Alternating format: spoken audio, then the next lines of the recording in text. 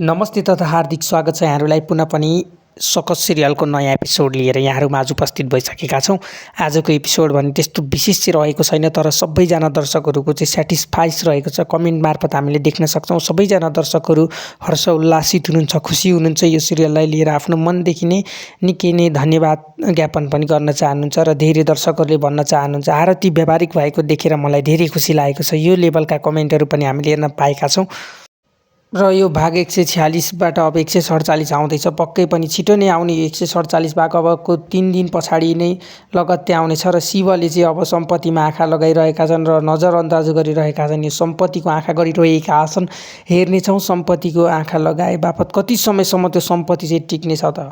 शिवले चाहिँ जस्तो सुकै अवस्थामा पनि, जुनै परिस्थितिमा पनि र जुनै एपिसोडमा पनि रिसउठ्दो व्यवहार चाहिँ गरिराख्ने गर्छन् यहाँका कलाकार पात्रहरूलाई र यसले गर्दा चाहिँ धेरैको चित्त समेत दुख्न पुगेको छ र यो के यस्तो गल्तीहरू चाहिँ चाँडै निराकरण हुनुपर्छ भन्ने चाहिँ को हुनुहुन्छ कमेन्ट गर्नुहोला।